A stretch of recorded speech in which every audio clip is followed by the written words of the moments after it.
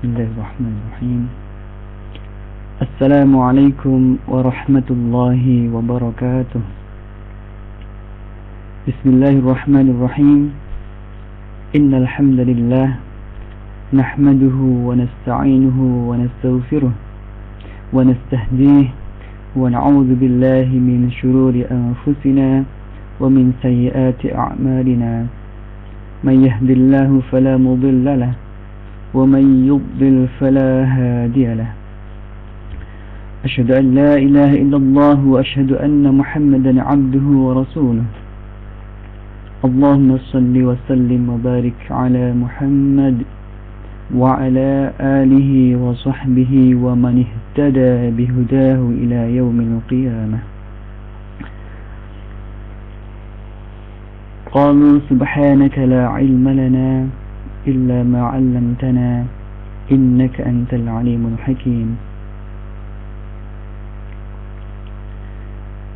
Pertama ingin saya ucapkan terima kasih yang sebesarnya kepada segenap pengurus PCIM UK, terutama Bapak Ketua PCIM UK Bapak Muhammad Hilali Basya, juga kepada Bapak Bambang Arif Rahman, dan seluruh pengurus PCIM UK yang tidak bisa saya sebutkan satu persatu, dan para mustami' rahimakumullah. Pertama, mari kita mengucapkan syukur alhamdulillahirabbil alamin atas semua nikmat yang telah diberikan Allah kepada kita semuanya, berupa nikmat Islam, berupa nikmat kesehatan, berupa nikmat kesempatan, sehingga malam hari ini kita bisa bertatap muka dalam forum online yang insyaallah penuh barokah ini. Para mustami' rahimakumullah, salawat serta salam semoga tercurahkan kepada junjungan kita Nabi Muhammad sallallahu alaihi wasallam, Nabi yang telah memberikan suri tauladan, Nabi yang telah memberikan contoh-contoh terbaiknya, sehingga kita bisa menjadi umat terbaik di antara sekalian banyak umat, karena kita selalu amar ma'ruf nahi munkar, ta'muruna bil ma'ruf wa tanhauna 'anil munkari wa tu'minuna billah. Itulah prinsip kita sebagai umat Islam.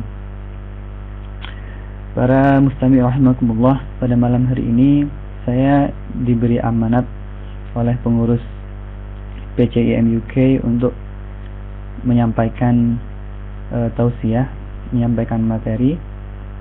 Insyaallah malam hari ini kita akan membahas tentang hakikat orang kaya dalam Islam, atau seperti apa sebenarnya orang yang dikategorikan sebagai kaya dalam Islam. Pertama, ketika kita mendengar kata orang kaya, pasti yang terlintas dalam pikiran kita adalah orang yang punya banyak uang, orang yang hartanya banyak, punya tanah di mana-mana, punya rumah yang bagus, punya mobil bagus, perhiasan dan lain sebagainya. Dan ketika kita ditanya, apakah Anda ingin jadi orang kaya?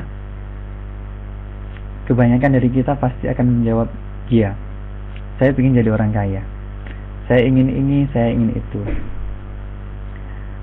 Memang sudah menjadi fitrah manusia, sudah menjadi kodrat sebagai manusia, bahwa kita tidak pernah puas dengan apa yang telah kita capai. Contohnya seorang yang kehidupannya kekurangan, miskin, dia ingin kehidupannya serba berkecukupan. Ketika ia mencapai level itu, hidupannya sudah berkecukupan, dia ingin lebih lagi, ingin menjadi orang yang lebih cukup lagi, jadi orang kaya. Ketika dia dipandang oleh masyarakat sebagai orang kaya, dia ingin lebih kaya lagi, dan tidak ada puasnya. Manusia tidak akan pernah puas dengan hasil yang ia capai. Itu sudah kodrat manusia. Dideskripsikan oleh Allah, salah satu sifat manusia itu fajama'a fa'au'a. Dia mengumpulkan harta dan kemudian menyimpannya. Mengumpulkan harta kemudian menyimpannya. Alhaakumut takatsur hatta zurtumul maqabir. Manusia tidak akan berhenti untuk bermegah-megah, mengumpulkan harta dan lain sebagainya hingga mereka memasuki liang lahat. Esensinya, orang kaya itu tidak masalah dalam Islam. Tidak ada yang melarang orang Islam tidak boleh kaya, tidak ada. Karena segala sesuatu yang telah diciptakan oleh Allah Subhanahu wa taala di dunia ini hakikatnya adalah untuk menjamin kehidupan manusia, untuk memenuhi kebutuhan manusia, untuk kelangsungan hidup mereka. Karena Allah sudah menjadikan manusia ini sebagai khalifah fil ardh. Firman Allah Subhanahu wa taala dalam Al-Qur'an surat Al-A'raf ayat 32, A'udzu billahi minasyaitonir rajim. Qul man harrama zinata Allahi allati akhraja li'ibadihi wat-thayyibati minar rizq. Qul hiya lil ladzina amanu fil hayatid dunya khalisatan yawmal qiyamah. Kadzalika nufassilu al-ayati liqaumin ya'lamun.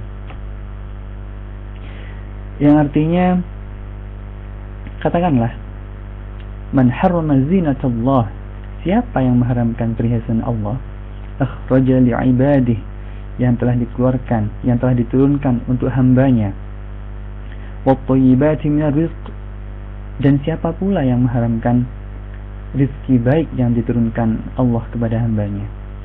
Qul, katakanlah, hiya lilladzina amanu fil hayatid dunya, yang demikian itu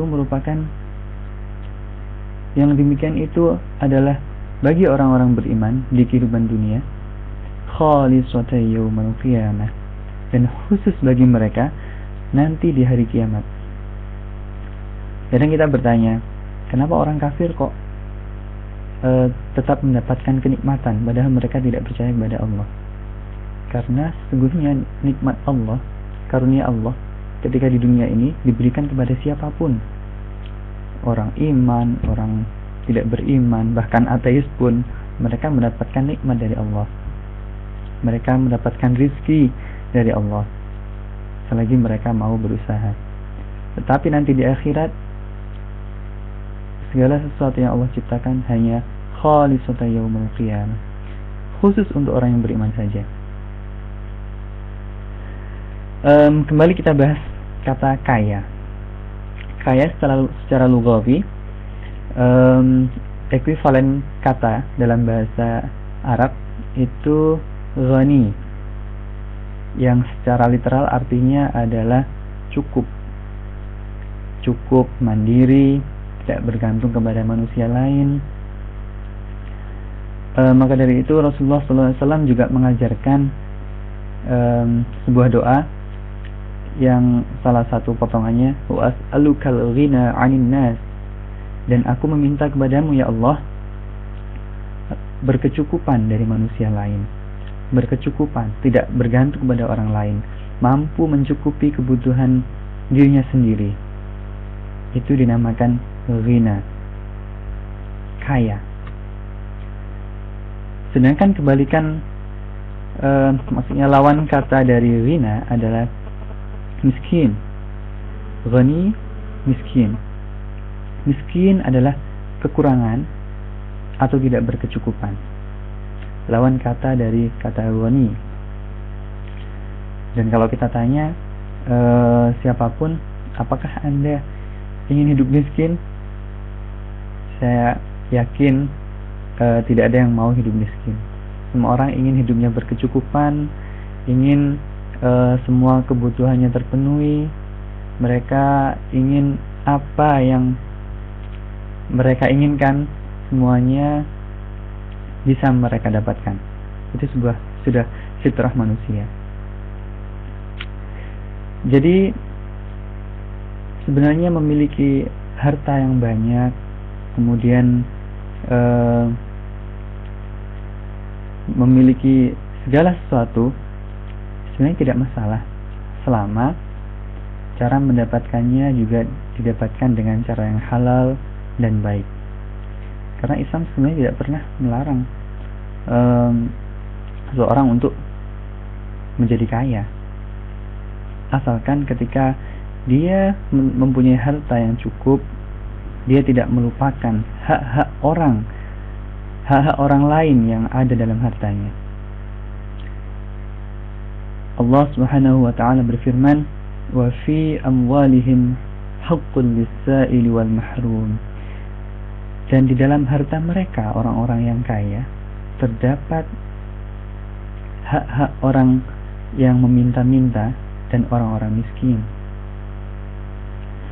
Allah Subhanahu wa taala juga sering mengingatkan kita untuk senantiasa memanfaatkan harta yang kita miliki di jalan Allah.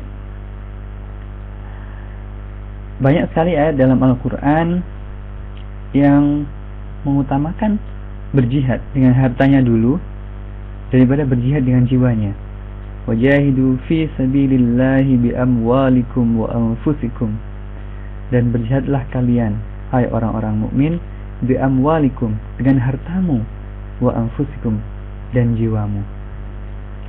Jadi dalam berjihad pun harta merupakan prioritas. Kita diperintahkan untuk berjihad dengan harta sebelum berjihad dengan jiwa. Di zaman Rasulullah SAW pun sudah banyak contoh sahabat-sahabat yang kaya, sahabat-sahabat yang hidupnya berkecukupan, dan mereka menafkahkan hartanya di jalan Allah. Seperti contoh Utsman bin Affan, Abdurrahman bin Auf.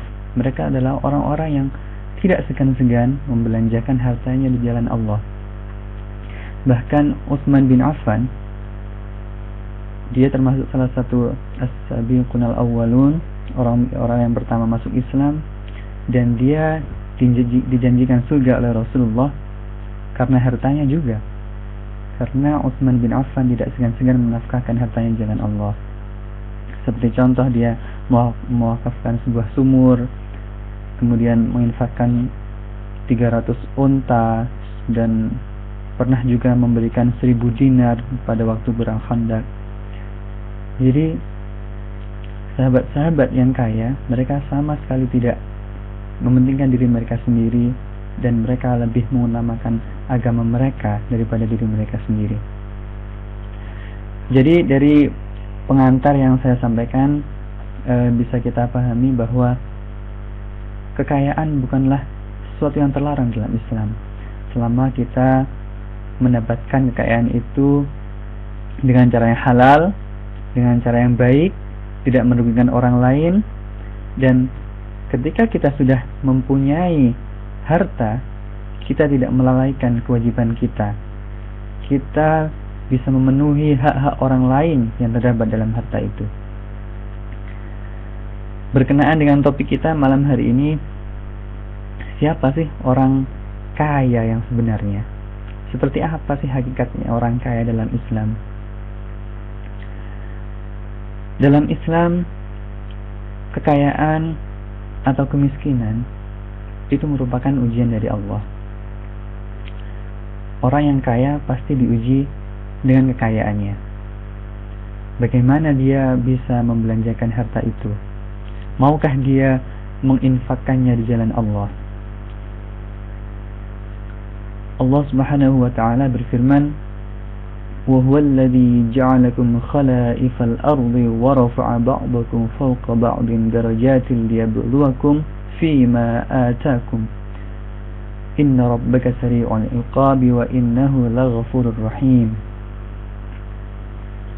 Wa huwa alladhi ja'alakum khala'ifal ard. Dan dialah Allah yang menjadikan kamu penguasa-penguasa di bumi. Wa rafa'a ba'dakum fawqa ba'd. Dan dia meninggikan sebagian kamu atas sebagian yang lain. Wa rafa'a ba'dakum fawqa ba'din darajat. Dengan beberapa derajat. Liyabluwakum fima ataakum.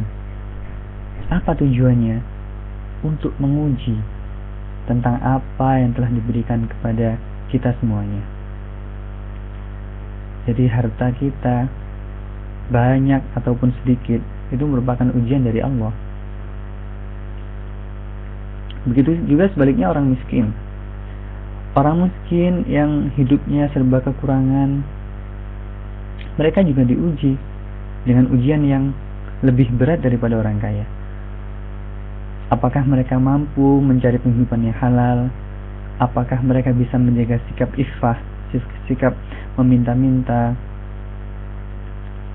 Dan dalam kaitan ini, sesungguhnya Islam memandang orang yang kaya itu bukan dari hartanya, melainkan sikap mereka. Jadi seorang yang kaya dalam Islam dipandang dari sikap mereka mengenai apa yang telah Allah rizkikan, bagaimana mereka mensikapi rizki yang telah diberikan kepada Allah. Rasulullah Shallallahu Alaihi Wasallam bersabda dalam sebuah hadis yang diriwayatkan oleh Abu Hurairah. Qala Rasulullah Shallallahu Alaihi Wasallam, "Laisa al-ghina an kasratil 'arab, walakinna al-ghina ghina an-nafs." Sesungguhnya kekayaan itu bukanlah banyak harta. Kekayaan itu bukan memiliki harta yang banyak. Walakinna al-ghina ghina an-nafs. Tetapi kekayaan yang sesungguhnya adalah kaya hati. Ghina an-nafs, kaya jiwa. Dari hadis ini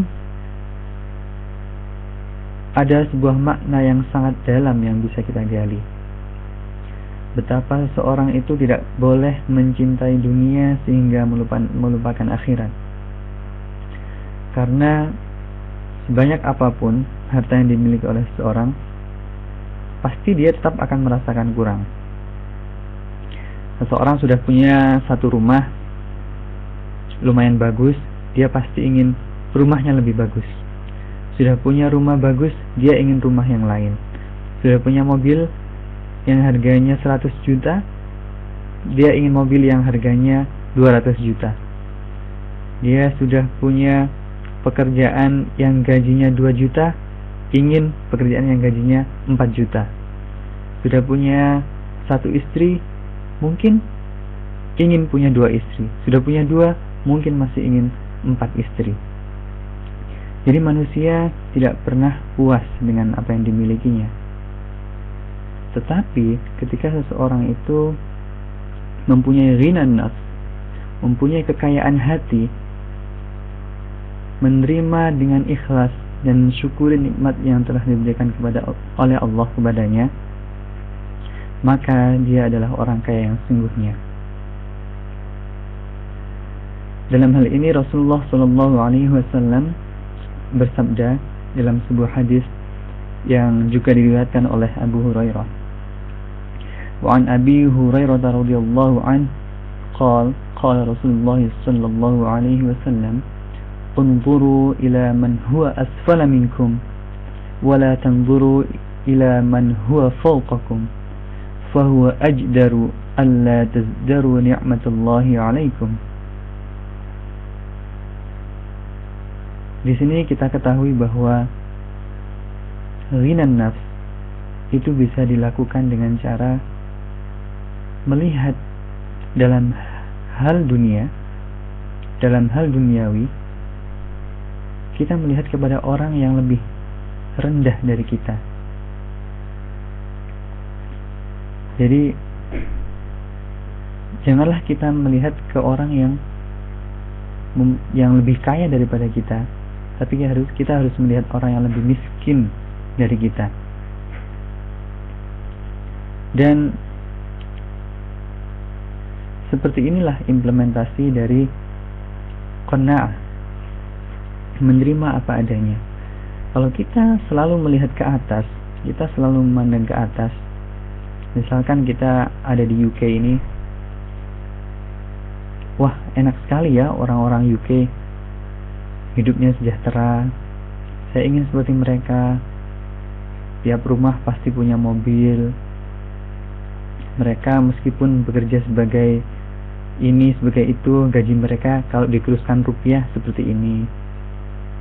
Seharusnya kita tidak seperti itu. Tapi kita lihat ke bawah. Di Indonesia sana masih banyak orang yang memikirkan besok yang mau dimakan itu apa.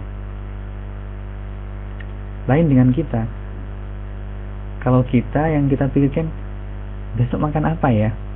Besok menu apa ya yang harus kita makan?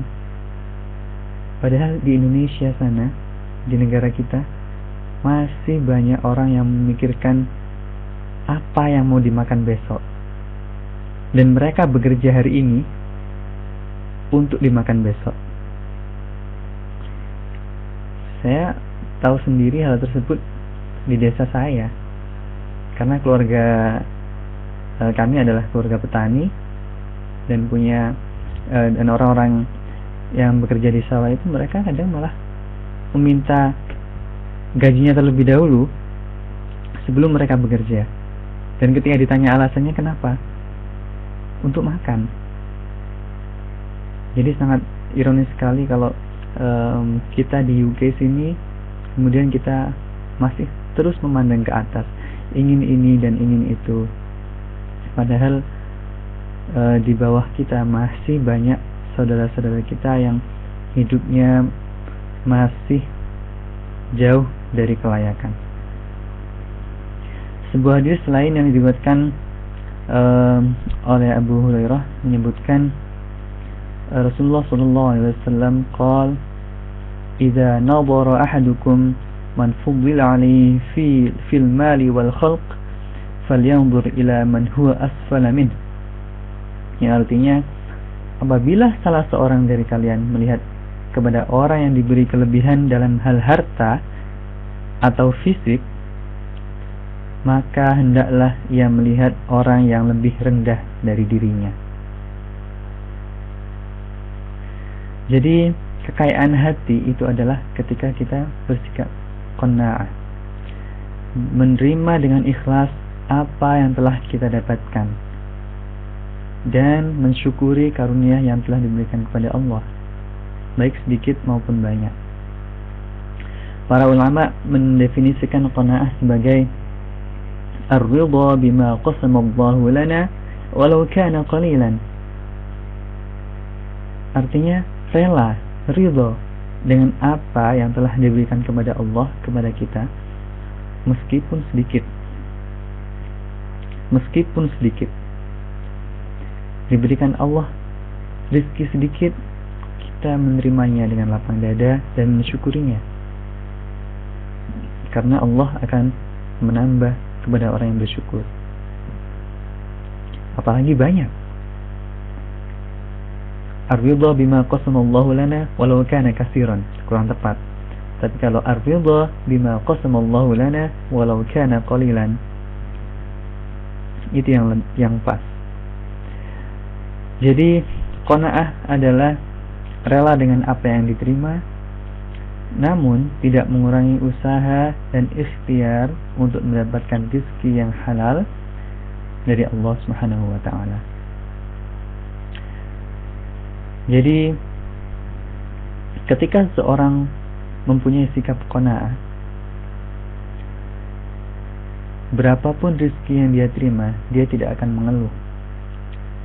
Ketika ia mendapatkan rezeki yang banyak, dia akan bersyukur. Ketika dia mendapatkan rezeki yang tidak terlalu banyak, dia tidak mengeluh. Dia tetap bersabar, tidak mengumpat. Dan orang yang bersikap qanaah selalu yakin bahwa setiap makhluk sudah mempunyai takaran rezeki dari Allah, baik banyak maupun sedikit.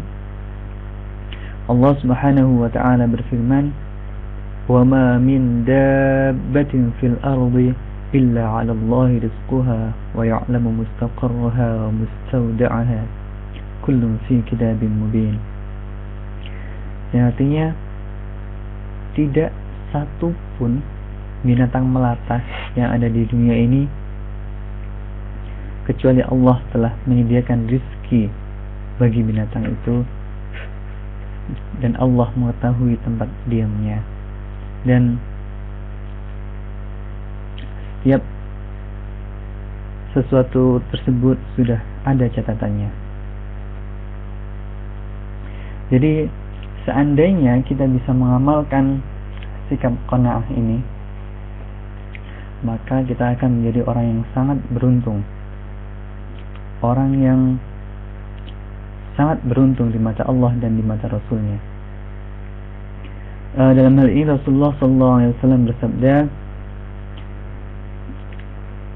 "An Abdullah bin Umar radhiyallahu anhu, qala Rasulullah sallallahu alaihi wasallam, qad aflaha man aslama wa ruziqa kafafan wa qanna'ahu Allah bima ataahu." Sungguh beruntung orang yang masuk Islam sudah sangat beruntung. Kemudian dia mendapatkan rizki secukupnya, wa ruziqa kafafan wa qanna'ahu Allah bima atah, dan dia merasa cukup dengan apa yang telah Allah berikan kepadanya. Jadi dari barometer di atas, dari ukuran di atas, kita bisa menyimpulkan bahwa orang kaya dalam Islam tidak selalu diartikan orang yang banyak hartanya. Bisa jadi orang yang penghasilannya sedikit, mereka dikategorikan sebagai orang yang kaya daripada orang yang penghasilannya lebih banyak. Kenapa? Karena orang yang penghasilannya sedikit ini merasa cukup dengan apa yang didapatkannya, tetapi dia terus berikhtiar, dia terus berusaha untuk mendapatkan rizki yang halal dari Allah. Sedangkan orang yang penghasilan lebih banyak, mungkin dia dikategorikan sebagai orang miskin. Kenapa? Karena dia selalu mengeluh, selalu merasa kurang, dan dia tidak bersabar dengan apa yang dia dapatkan, meskipun sebenarnya yang dia dapatkan lebih banyak daripada orang lain. Di samping sikap qanaah ini membuat seorang muslim menjadi orang yang kaya yang sebenarnya kaya. Qanaah juga bisa menjadikan rizki yang diperoleh oleh seorang dilimpahi keberkahan dari Allah. Rasulullah SAW bersabda, "Man asbaha minkum aminan fi sirbih, mu'afiyan fi jasadih, indahu qutu yawmih, faka'annama hizat lahu dunya." Yang artinya, barang siapa yang melewati harinya dengan perasaan aman dalam rumahnya, sehat badannya, dan memiliki makanan untuk hari itu, maka seakan-akan ia telah memiliki dunia seisinya. Jadi betapa sederhana orang yang memiliki dunia seisinya menurut Rasulullah. Tinggal di rumahnya dalam keadaan aman, sehat badannya, karena sesungguhnya kesehatan ini adalah nikmat yang paling besar yang seringkali kita lupa mensyukurinya. Kemudian memiliki makanan untuk hari itu, dan mereka bahagia dengan itu, dan mereka rela dengan rezeki yang diberikan Allah. Selain itu, selain keberkahan yang Allah limpahkan kepada seorang yang memiliki sikap qanaah, sikap qanaah juga membuat seseorang bisa memiliki sikap isar. Sikap isar yaitu mendahulukan kepentingan orang lain daripada kepentingan dirinya sendiri. Kalau kita amati, biasanya manusia itu ketika menerima kebaikan, mereka akan mengutamakan diri mereka sendiri. Mereka berebut untuk menjadi orang yang pertama yang menerima kebaikan itu. Tapi sebaliknya, ketika mereka harus melakukan sebuah kebaikan, mereka memilih menjadi orang terakhir yang melakukan kebaikan itu dan menunggu orang lain melakukannya terlebih dahulu.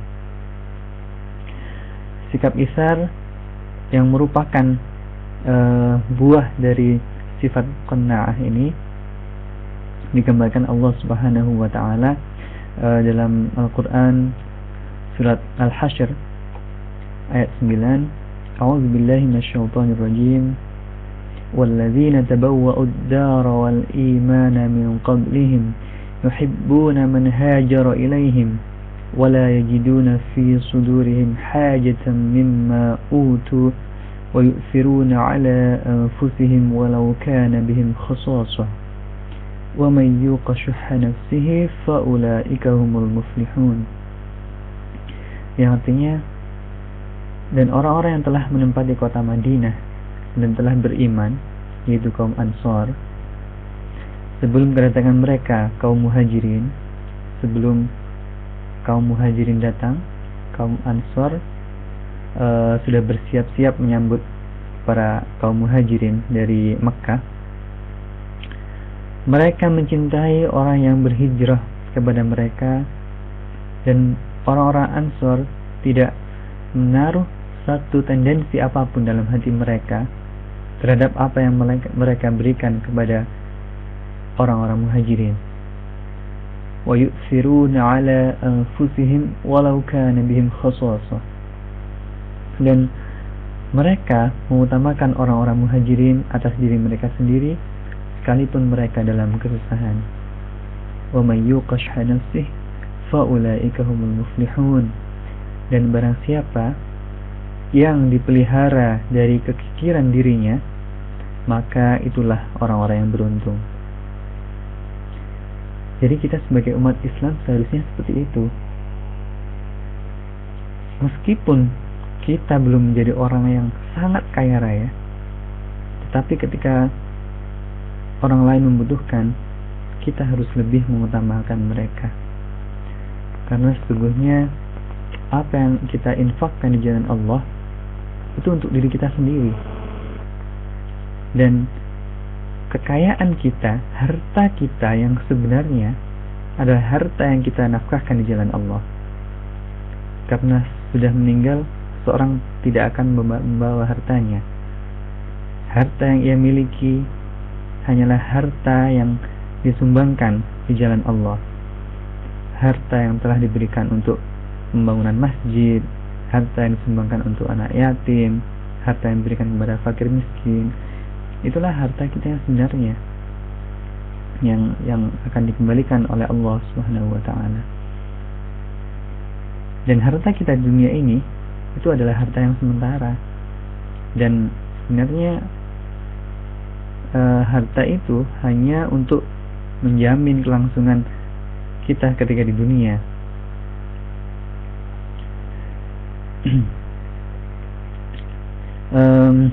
Selanjutnya, bagaimana cara membangun pribadi yang qanaah? Jadi untuk membangun sifat qanaah memang tidak mudah, karena harus butuh perjuangan seumur hidup, dan kita tidak henti-hentinya menyadari bahwa rizki hanya di tangan Allah, dan apa yang akan dan telah kita dapatkan sudah dicatat oleh Allah Subhanahu wa taala. Seperti yang sudah ayat yang sudah saya sebutkan tadi, wa ma min dabbatin fil ardi illa 'alallahi rizquha. Tidak ada satupun makhluk bergerak di muka bumi ini, tidak satupun binatang melata di muka bumi ini, semuanya sudah dijamin rezekinya oleh Allah. Selain itu Rasulullah SAW menasihatkan, inna ahadakum la yamut hatta yastakmila rizqah fala tastabti'u rizqa wattaqullaha ayyuhan nas wajmalu fit talabi khudhu ma halla wad'u ma hurima. Sesungguhnya seorang di antara kalian tidak akan mati kecuali dia mendapatkan seluruh rezeki yang Allah takdirkan untuknya secara sempurna. Maka Janganlah kalian bersikap tidak sabaran dalam menanti rezeki. Bertakwalah kepada Allah, wahai manusia. Carilah rezeki secara proporsional, ambillah yang halal, dan tinggalkanlah yang haram. Jadi sifat qanaah yang kita miliki bisa memberikan beberapa buah manis. Di antara lain, jika seorang bersifat qanaah, maka kita tidak akan mudah menginginkan harta yang bukan milik kita. Kita tidak mudah melihat bahwa rumput tetangga kelihatan lebih hijau. Kita tidak mudah melalaikan nikmat yang telah diberikan Allah kepada kita. Kita merasa cukup dan selalu merasakan kedamaian, ketentraman, lahir maupun batin. Kita tidak merasa dengki dengan orang lain, dan kita selalu mensyukuri nikmat yang telah diberikan Allah kepada kita. Kemudian selain itu, qanaah juga bisa membuat seseorang selalu bergantung kepada Sang Khalik daripada kepada makhluk. Dengan bersifat qanaah, kita selalu bertawakal kepada Allah. Kita selalu mengadukan permasalahan kita kepada Allah. Dan semua keluh kesah, semua duka dan lara selalu kita curahkan kepada Allah. Kita hanya mengadu kepada Allah. Kita tidak mengandalkan manusia ketika kita mendapatkan musibah. Kita terlebih dahulu meminta kepada Allah untuk meringankan musibah yang kita dapatkan. Sehingga dengan sikap qanaah, kita juga akan menjadi manusia yang memiliki tawakal tingkat tinggi.